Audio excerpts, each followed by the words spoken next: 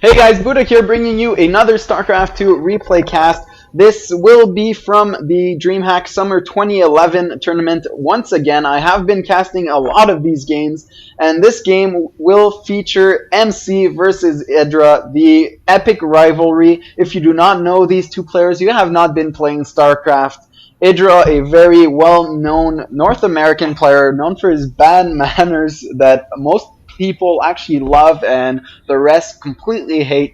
EGIdra was in Korea for a while, decided to head back to North America to actually participate in the StarCraft scene there. MC won 2 GSL, and he is the guy who said that he would win every single foreigner tournament. So he is a very, very, very confident player. And I love this guy. He is actually so funny after his games. His comments are the best.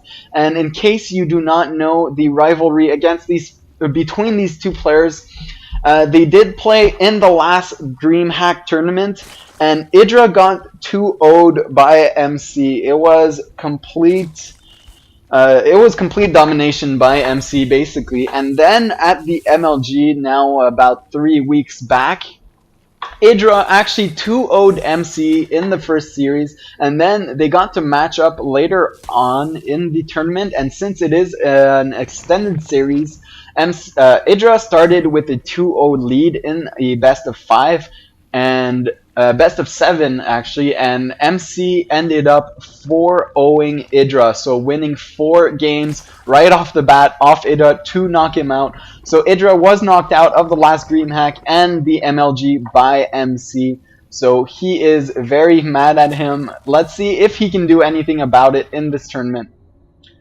Now MC going for a fast expansion before the Forge, so very greedy. And EGIdra actually going for a spawning pool first.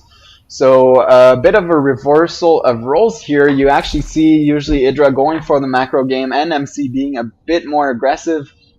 But since EGIdra did not produce or save up any lings, MC will be very safe behind this. If he is suspicious of any aggression, he can actually wall off this off completely with the cannon.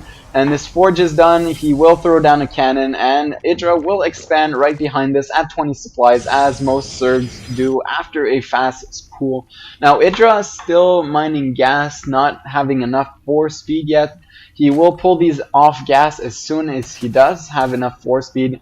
Now picking away at this probe, and then we'll take control of these watchtowers and scout the front of MC's base. Actually still using a drone to scout the front. That's weird since he already has lings out. Losing this drone, that wasn't necessary from EGIdra. He could just have pulled him back to his base and send a ling there instead.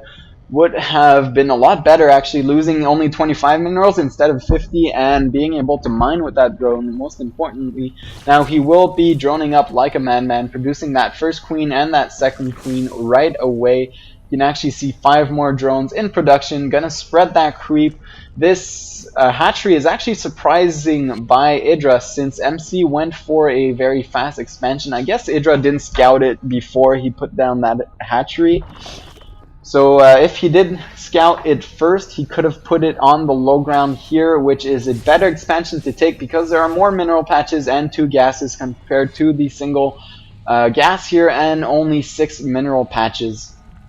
Now we are going to see a very, very long macro game here by these two players, and actually a Stargate going up for MC, so we will see some at least maybe a single Void Ray and 2 Phoenixes, as we usually see from Protoss player, the very standard harassment build. The 2 Phoenixes can of course lift out the Queen, and the Void Ray can focus her down, and then focus down maybe a few drones. Not meant to kill the Zerg player, but at least trying to get a few drone kills, a queen kill, and maybe force him into Hydras to switch into Colossus right after.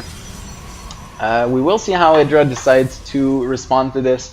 While we are waiting for anything else to happen, actually an Evo chamber going down for EGIdra, so he knows about this, he will be very ready for it.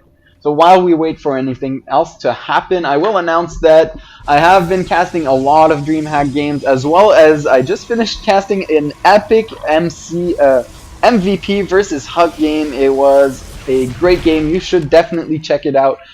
I won't spoil it any further. It was an exhibition map, not from any tournaments, so you did not see it live casted. It was in his basement or something, and so it wasn't casted.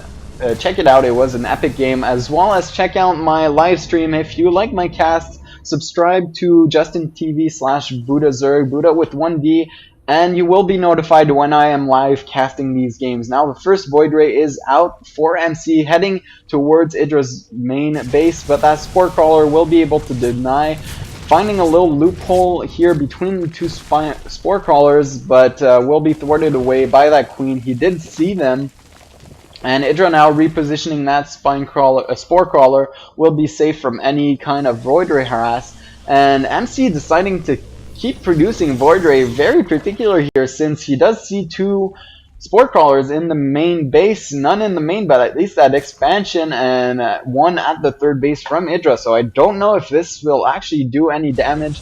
Well, I'll be honest, I actually do know, because I have seen these games live when Dreamhack was happening. They were epic games, so I know the rest of these games. But I'll pretend I do not know. So I don't know if these Void Rays will actually do any damage here.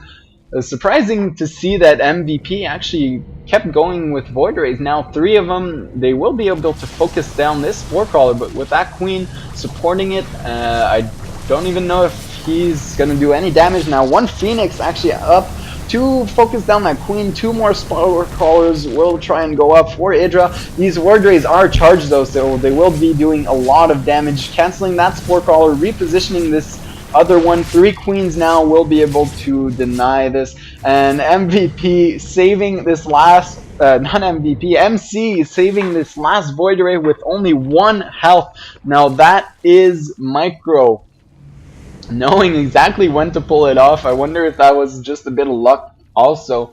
These Queens making their way back to the third base, and Hydra's now out for Idra, will be able to deal with this quite easily. And no Colossus out. The first observer now pumping from that robotics facility. The robotics bay now just starting for MC, so Idra might have this little opportunity while there are no Colossus, where these Hydras will be very, very effective against everything that MC has. If you guys don't know, Hydras are actually very, very, very good against every single Protoss unit, except when there are Colossus on the field. Colossus just chew through Hydras. So if there are no Colossus, go for Hydras until there are. We have seen some Zerg players actually produce Corruptors, pick off the Colossus, and then instantly switch to Mass Hydra to finish off the rest of the army.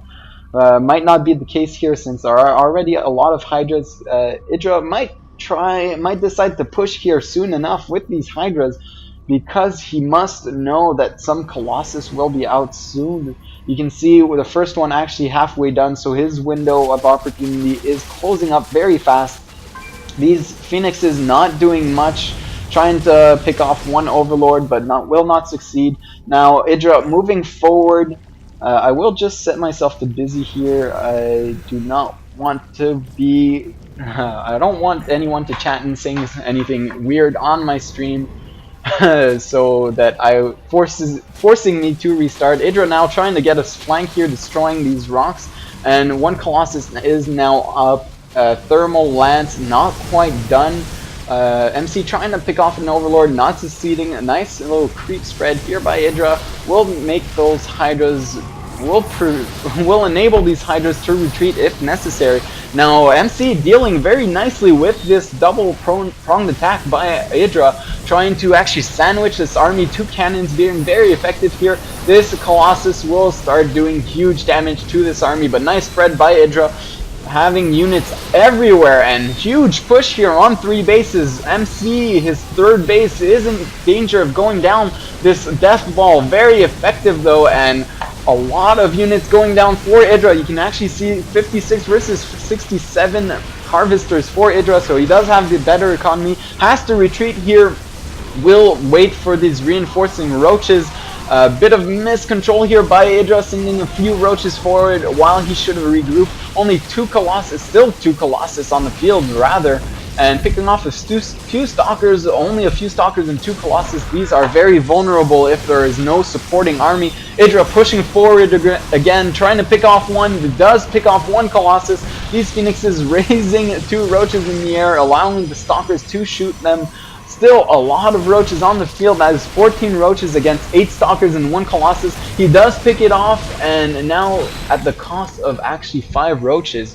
So that was well worth it, because you can't allow this Colossus count to get out of control for the Protoss player. Idra expanding behind this. I'm actually surprised. That was a very, very aggressive attack. It was almost all in, but he decides that he can expand behind this, and he will. 7 Hydras and 12 roaches on the field now for Idra, compared to the 8 Stalkers, single Colossus, and 4 Zealots. Now warping in 4 more Zealots might not be the best choice here. I believe he should be getting more Stalkers, but these Zealots do absorb a lot of damage while the Colossus does deal the damage. And Idra pushing again, taking all the Zealots out, but will be repelled by the single Colossus. Now his second one. Idra still producing only units here. Now just switching to drone production, so very, very aggressive here by Idra. Doesn't decide to go for his usual very macro-oriented style. He waits on 3 bases and tries to deny MC, but now that MC actually pushed this away and is still on 3 bases, I feel like MC is quite ahead. Even though supply-wise Idra is ahead, MC actually has the long-term advantage here, because Idra just now starting his 4th base. He was on 3 bases, and the Protoss player was on 3 bases for the longest time. And as a Zerg player, you always want to have 1 more base. Now just switching to Corruptors to deal with this increasing Colossus count. Nice creep spread here by Idra, and MC leaving that observer here just to prevent this creep from moving any further up towards his base. Now we have a little downtime here in the game. You can see MC is thinking about actually expanding here, sending the Zealot, trying to pick off the Zerglin, but decides to take control of the Watchtower. I think that MC will soon expand at least here, or get a 4th base somewhere. He will spot this 4th base, 5th base by Idra. Did he spot it? Actually, no, he did not. The Phoenix just flew right by it, and there he goes. He does spot it, so he knows that Idra is taking a 5th base. Now Idra's main is almost mined out. He is still on Lair Tech, no infestation pit yet, so he will stay on their tech for at least some time. Now MC trying to move out here. A lot of Stalkers, a lot of Zealots, and 4 Colossus compared to only 7 Corruptors. This might not be the most effective army composition from Idra. If MC actually decides to push out, he does clear this space for that 4th base.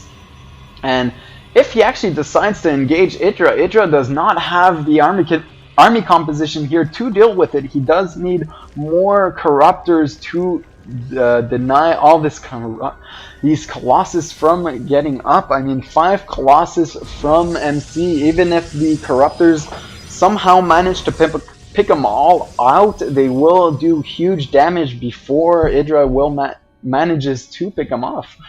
So I don't know if it's wise for Idra here Tuesday on Lair Tech for this long. Now these Corruptors are actually out of position. One gets picked off.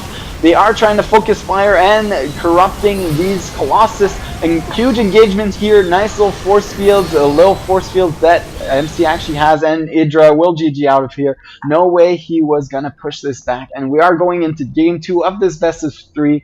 So tune in.